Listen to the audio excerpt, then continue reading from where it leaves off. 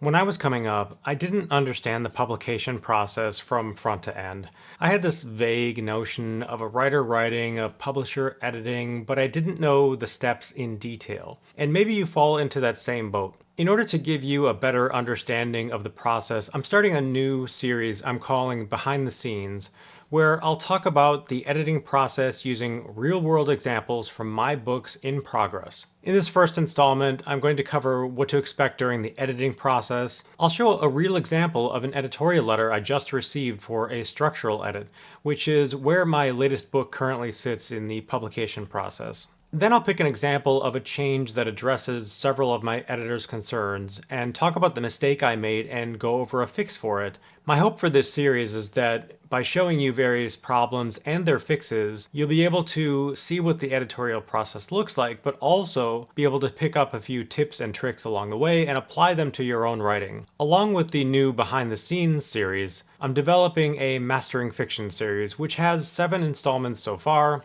Mastering Fiction gives detailed instruction on how to develop, write, and edit a novel, so you can check that out if you'd like to expand your knowledge from someone who's been in the trenches for 2+ decades at this point. I have more of those in the works, plus several more Scrivener tutorials, so be sure to subscribe to be notified when those come out. Hi, I'm Brad Beaulieu, and I'm a full-time fantasy and science fiction author. I've published a dozen novels, more than 20 short stories, and I love talking about the craft of writing, which is why I started this channel, A Novel Approach. A Novel Approach is dedicated to helping you reach your writing goals by sharing inspiration, technique, and my 20+ years of experience in writing and publishing. We're going to get into the main content in just a sec, but before we do, I wanted to let you know that this video doesn't have a sponsor, but it is supported by those of you who get value out of these instructional videos and spread the word. Maybe buy me a coffee on ko-fi.com, link in the description below, and even buy signed books from my online store at quillings.com. Thanks so much for your continued support. It's because of you that I can continue to make free videos just like this one, and for those of you who are new, please consider subscribing so you can keep up on all the latest tips, tricks, and deep dive techniques I'm adding on writing. I'd like to start with a presentation on how the editing process typically goes. And I'm going to start with a timeline that begins with your inception of the story. And so you'll have some ideas, you'll jot them down in an idea journal. You may look at my big idea presentation on some tips and tricks on that part of it. But then you'll move on eventually to brainstorming and plotting the novel. At some point when you feel it's mature enough, you'll go into the drafting itself, and you'll get to a finished draft at some point. This could be a 3-month process, it could be a 3-year process, who knows? And so don't take these as representative of how much time they take. It all depends on the story. Once I'm done with that first draft, I call that my 0th draft because it isn't ready for anyone to look at.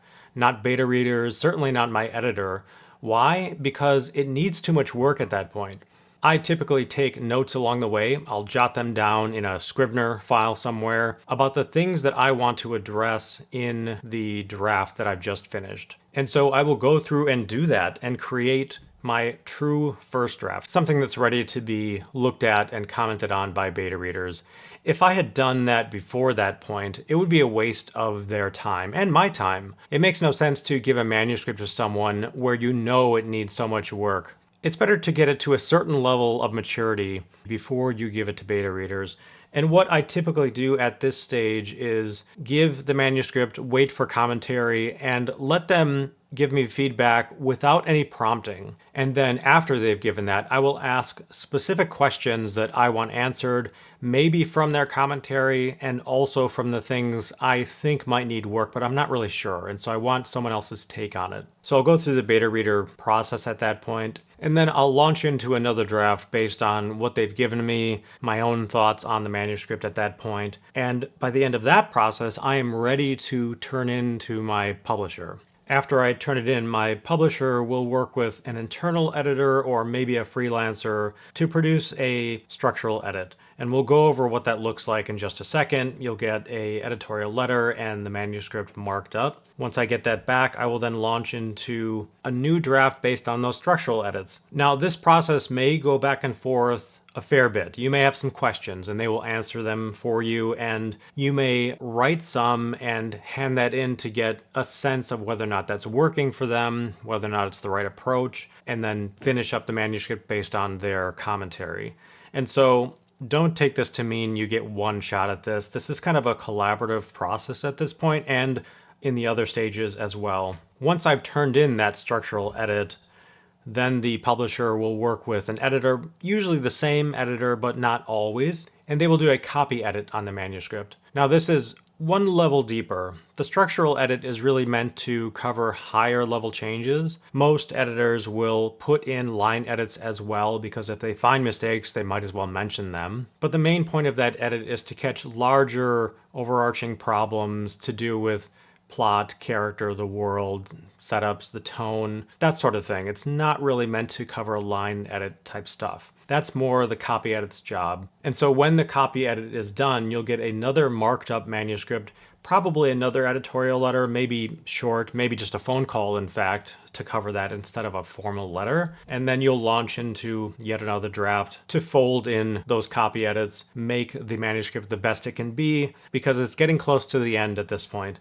And each of these typically is going to take less time than the previous, because there are fewer and fewer problems remaining in the manuscript at this point, theoretically. Once you fold in the copy edits and turn that back in, then comes the proofread. And this is really down to line level grammar, punctuation type mistakes. Larger issues just aren't going to be covered at that point, and that's typically not the same editor. That is a proofreader who is just very good at catching those kinds of mistakes, making sure everything is proper at the line and paragraph level. They may call out a few issues like continuity errors, but that's about as far as it goes. And then you will make those changes. Sometimes you'll just feed the changes like, yes, these are good except for this one, or you'll make a change to a document and hand that in. But typically the publisher has done layout at this point, and so the proofread is being done on the laid out version, which will go to the printer at some point. So it's a PDF that's marked up like it's going to look on the page when it's printed, either in hardcover or trade paperback or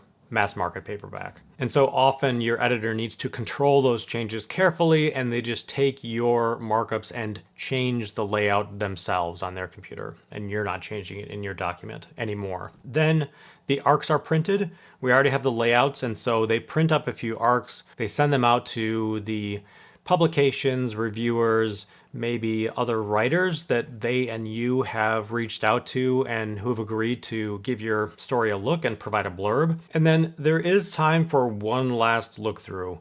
Typically you'll read that arc either in electronic format or physical format, and then you'll catch inevitably a couple more mistakes and you can get those folded in. Now, this is very late in the game, and so those changes at this stage may not make it into the final print run. The layouts may have gone to the printers already. And so if that happens, it will get into the electronic versions, it will get into subsequent printings of the book, but might not make it into the first printing itself. But it might. It just depends on how much they're crashing the schedule at that point. And then the books are printed and they're distributed to the booksellers, and finally publication day comes. And so if you look at this, I've color coded this a bit. Your work as the author is in blue, the publisher is in green. Now this last little bit, this publication, is this darker green color, but understand that you and the publisher are going to be working together at that point to spread the word.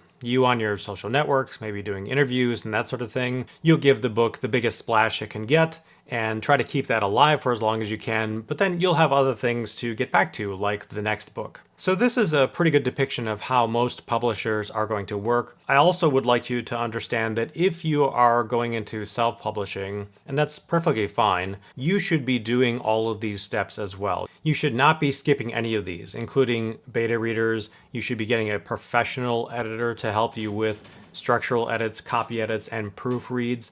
so that you have a good professional product by the time you're done. The story is one thing, and you can gain or lose readers based on that, but you run the risk of losing readers if your product isn't professional as well. So you have to take all of this stuff seriously if you're self-publishing. So just keep that in mind. Now, where I am, I mentioned, is the structural edits. So I have received them back from my publisher, Head of Zeus, who is part of Bloomsbury. They're bigger in the UK, but they also publish here in North America. I've actually started the structural edit process, folding those changes in and moving closer to turning that in for the copy edit stage. And so I'd like to give you an idea of the deliverables for these stages too. So when the structural edits are done, you will get typically an editorial letter of some sort, and that has a general assessment of the manuscript, including its strengths and weaknesses, some high-level tendencies on your part that need to be shored up in the manuscript and that you should be paying attention to long-term, and then some specific suggestions for changes.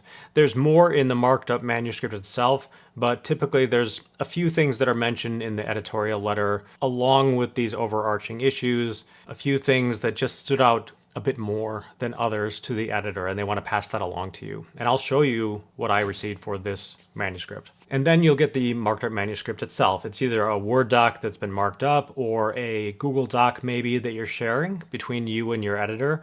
And this is something that you'll work out early on as you start working with a publisher. And so that marked up manuscript is going to have line level edits typically. This is the structural edit phase, but if editors pick up on a few mistakes here and there, they'll just mark them quickly. It's easy enough to do in line as they're working on the manuscript. And then there'll also be larger changes as comments in the manuscript. And so I will show you those in mine. Before we do, I want to go over my editorial process. So once I get this from the editor, my publisher, I will read and absorb that editorial letter. I will pay attention to the strengths. Writing is a long process, and getting any kind of feedback, especially positive feedback, is rare until it gets out there in the world. So it is nice just to sit and take in someone's positive comments about your manuscript. But then I'll also look at these suggestions for change, and I'll start making a hit list of changes I want to make. Sometimes I'll take the editorial changes as is because they just make sense, but sometimes their suggestions for how to fix things isn't quite right. And so I'll make my own plan for how I'm going to address everything and get that ready for the stage I'm about to delve into, which is making the actual changes in the manuscript. But before I do, I'll go and incorporate those simple changes from the marked up document into Scrivener. So Scrivener has all of that stuff in place, and it's ready for me to make the larger changes so that I can produce another readable draft to hand in for copy edits. I will also move any larger comments from the manuscript and make them comments in Scrivener so that as I come across those, as I'm going through the draft, I'll be able to address them. Then I will dive in and start incorporating those larger changes. I've done all the line level stuff already, so as I go through that next draft, I'll be reading the manuscript along the way and will have the story in mind. It'll be fresh, and so I'll be better able to address those larger changes. And I'll do that. I'll go through the entire manuscript and incorporate those. And then lastly, I'll do a final read through. All the stuff I've added at this point is pretty fresh, pretty raw, and it needs at least one more edit to go through. I might even hit a couple areas harder, go over them 2 or 3 more times before turning in, because they might have been multi-paragraph, multi-page changes. And so I want to hit those again before I turn them into my editor for the copy edit stage. And finally, I'll export a new document from Scrivener and send it to my editor. So let's go to Scrivener and I'll show you the editorial letter. You may or may not have worked with this editor in the past, so there might be some introduction, and then there'll be several paragraphs of what they liked about your manuscript. I'm not going to go over this, but you can pause the video if you want to look at that in more detail. Now, if this is the first time you've worked with an editor, they'll usually talk about how they like to approach things, and I'd like to call out a couple things in particular, and this is how the editorial process should look. They're not dictating, but they are suggesting based on their wealth of experience. So, he says, any notes in the margins are kept brief for economy's sake rather than out of brusqueness. So delete should always be read as, I think you can afford to delete this as you've covered it elsewhere, for example, rather than delete, oh my god, delete this, what are you doing? And I'd like to call it this line as well. I've tried very hard to keep any tweaks to changes that keep the text in the spirit and style of the whole, but the text is yours, and these are suggestions only and should be treated as such. So you should keep in mind that this is your manuscript, it's your book. The publisher bought the rights to publish your book, not change it. And so that's your right. You have the final say on what the book says, how it reads on the page, that sort of thing. But do keep in mind that editors have a ton of experience that you don't have. And so take those notes and edits very seriously. Don't dismiss them out of hand. And if you have any questions, just ask them. They are more than willing to talk about any suggestions that they've made and maybe come up with a different approach based on what your thoughts are. You can meet in the middle and find a good solution for your story. And then there are the larger suggestions for change that are outside of the marked up manuscript. And so again, I'm not going to go over these in detail, but I mentioned that I start creating a hit list at this point. And so as I go through the edits, I will start marking things in red. Now I could copy these to a separate document, and I do have a doc that I fill with things that I know I want to change.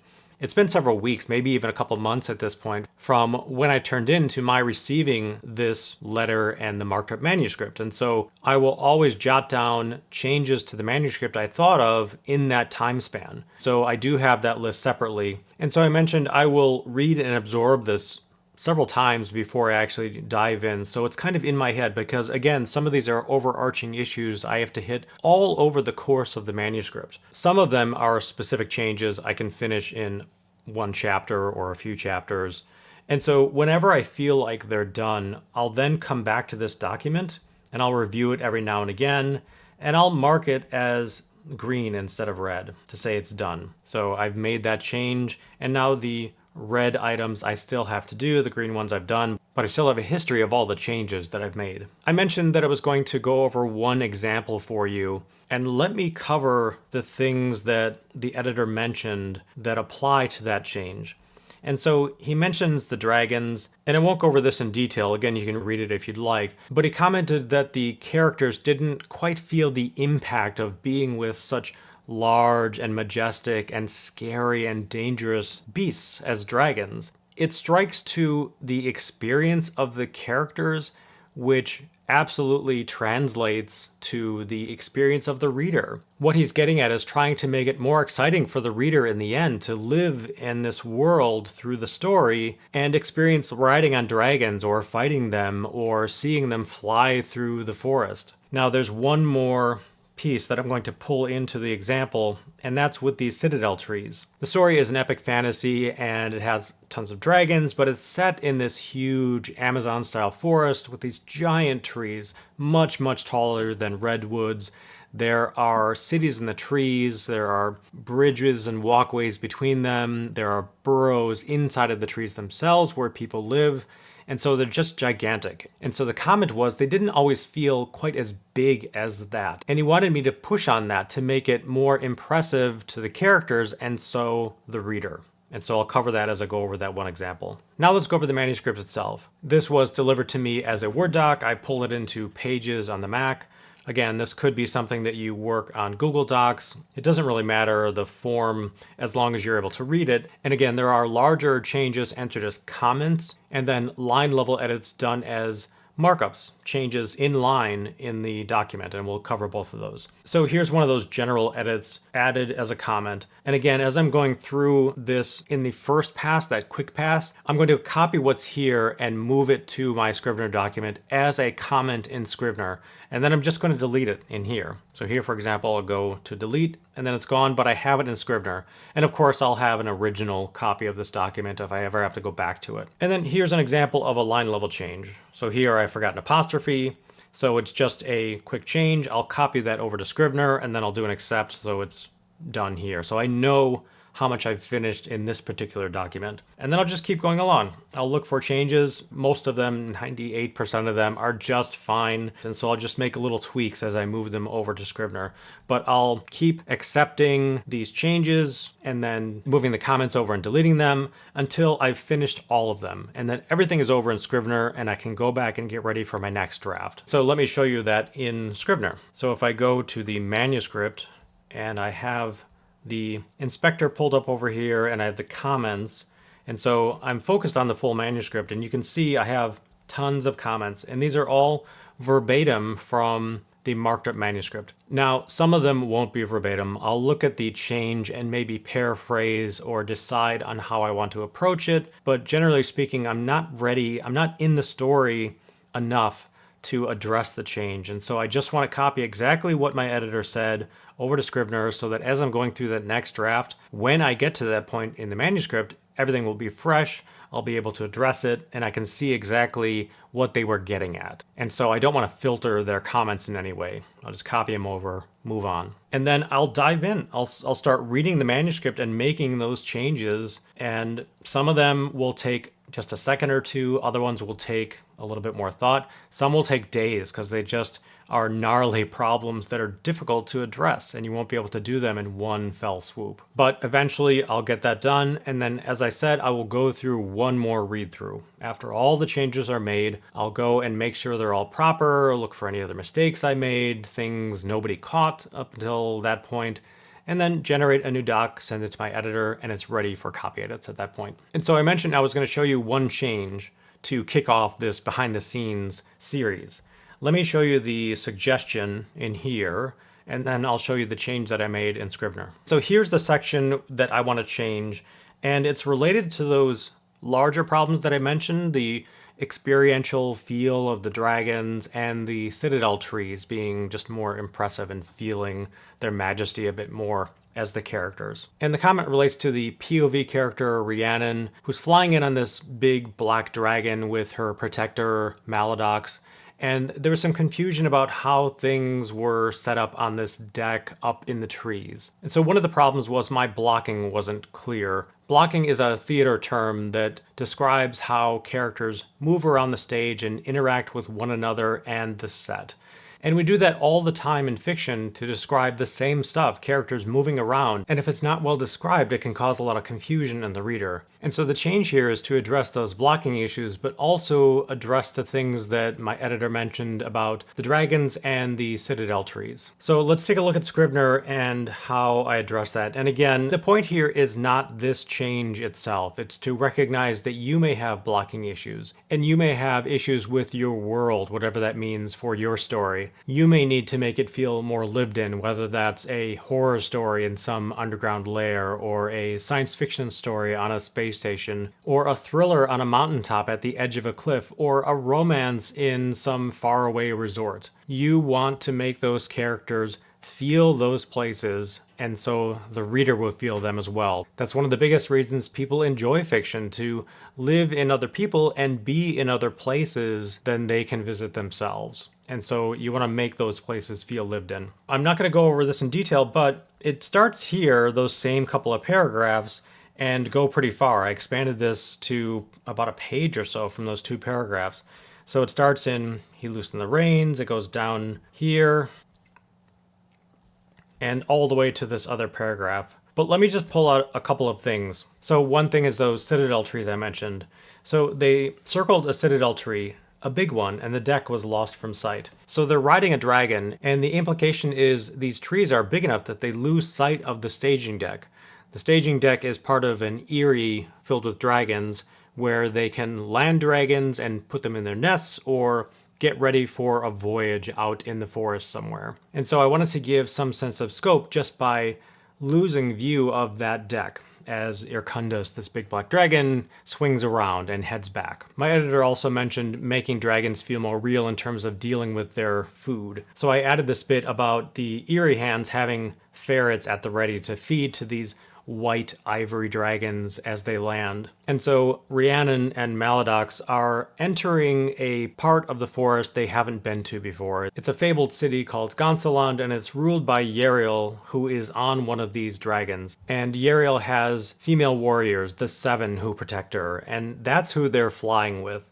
And Irkundis is so nervous and scared, she needs a bit of time, and that's why she swings around that tree and then comes back and lands away from the 7 ivory dragons that just landed. And part of what I'm doing here is because this is a place that is legendary and it's going to figure into the story quite a bit later on, and it's the first time they've seen it, Rhiannon and Maladox, I want it to be special to them, impactful in some way. And so I want to slow down just a touch and describe it in more detail. And that extra page time lends weight to this place. So here's one more example. Irkundis finally lands and the ivories shriek at her because they don't know her either. They're kind of new to each other. And one of them starts shrieking and then they all start shrieking and the sound is really loud and Rhiannon's skin crawls from the intensity of it.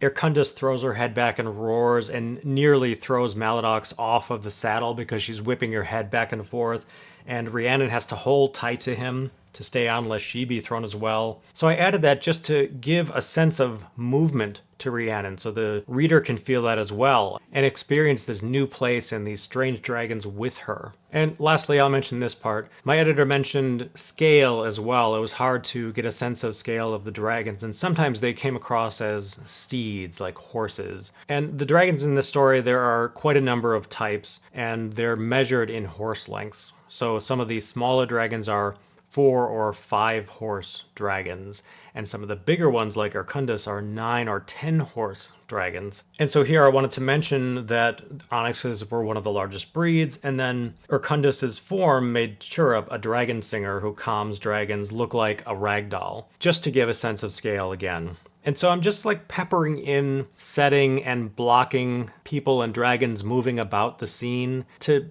make it come alive in the reader's mind. And so again, that's going to be something that you want to do with your story, no matter what type it is. I hope you got something out of this first installment of Behind the Scenes. Let me know if you found this format useful. And if you have any types of story problems you'd like to see addressed, please leave a comment below and I'll see if I can add it to a future video.